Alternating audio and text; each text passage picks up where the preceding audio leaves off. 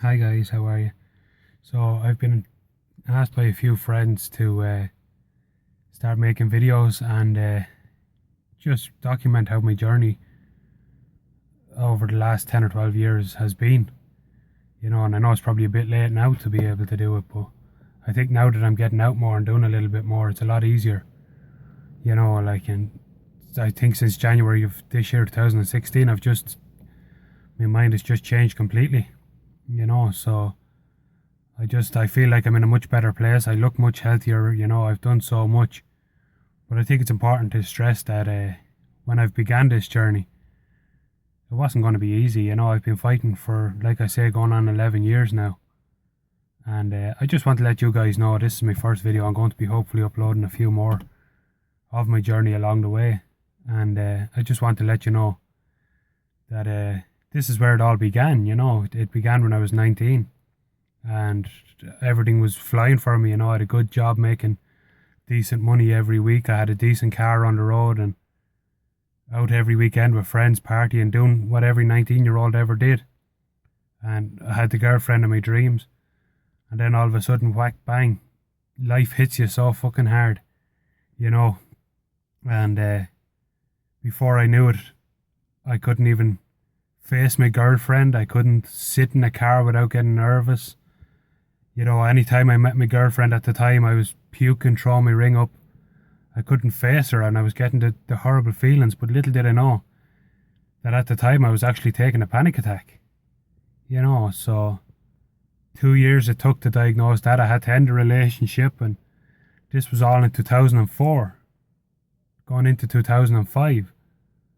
And I just, at that time, nothing really mattered. My world was crumbling around me.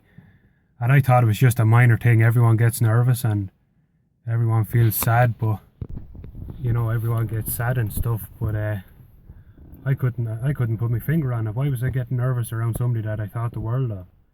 Why was it only when I got around her that did this thing happen?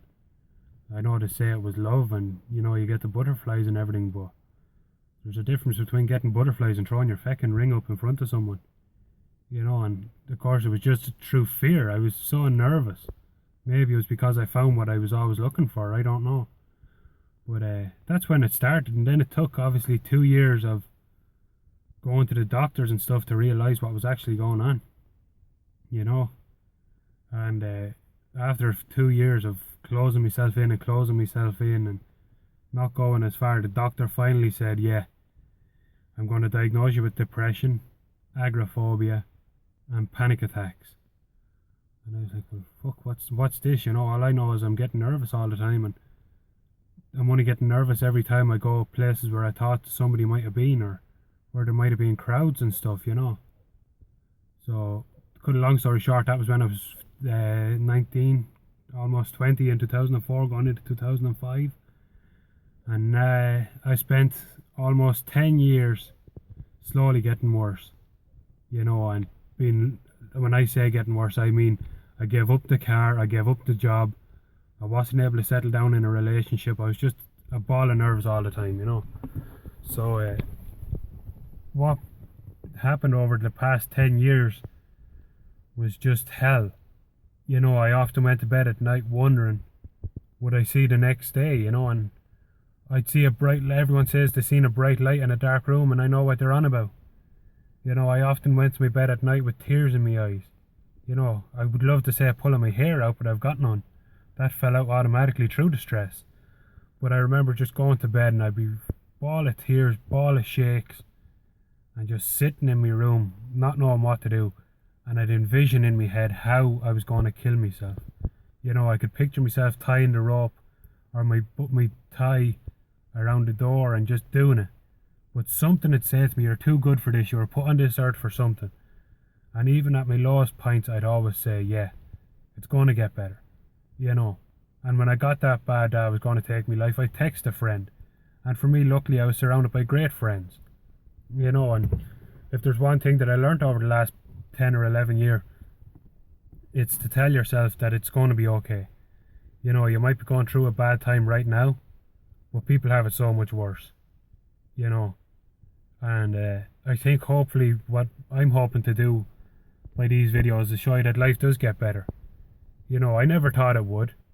You know, but then 2016, January the 1st, I went out New Year's night, petrified, and I said, no, this is a new me. You know, and I just said to myself, well, nobody can change your life for you. They can help you, but they can't change it for you, you know. So, yeah, 10 years it took, almost 11. We're in 2016 now. And it was, like I said, 2005, 2004, 2005 when I started. And since January of this year, I've said, no, I'm going to take my life back. And it was honestly the best thing I ever said to myself.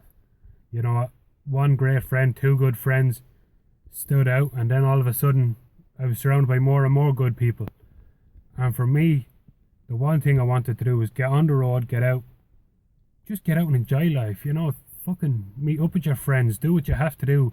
If it's only going to the shop, well, do that. If you feel good about it, go further, you know. And for me, it was hard, you know, but it came easy.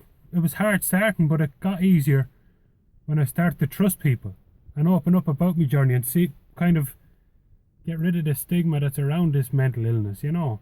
Depression is a terrible thing, and you can be in some dark, dark places. But you know, you take life for granted and it passes you by, and 10 years passed me so quick, you know. And I decided to make this little video just to let people know that it does get better, you know. And this is only my first video, and I am going to make more. There's no point in saying I'm not. And I'm just trying to help out. If I even help out one person, I'll be happy, you know.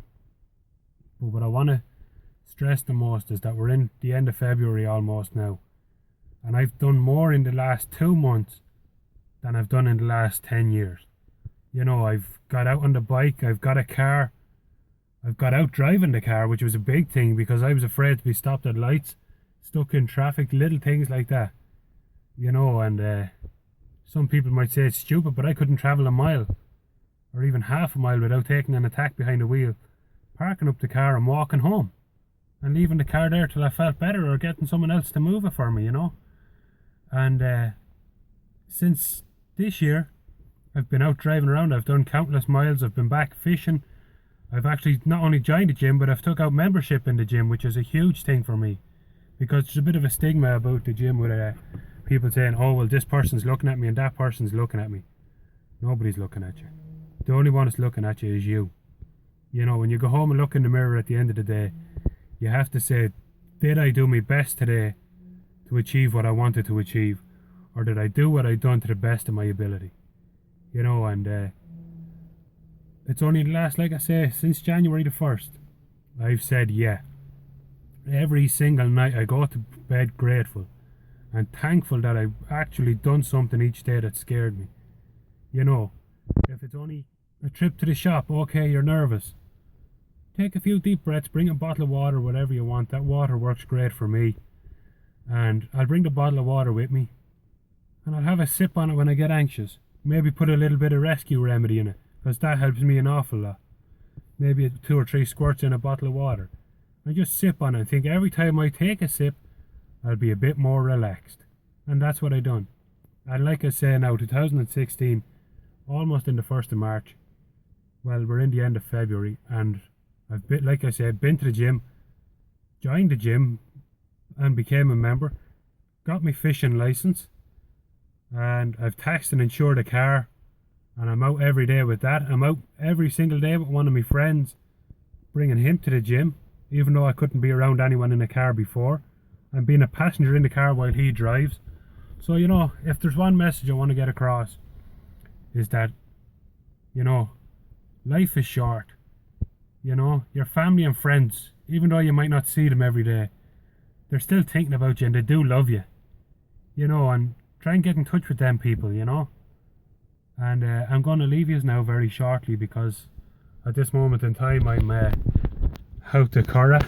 It's hard to see with the yoke, but I'm out to Curra. I just pulled in. I'm after being out fishing.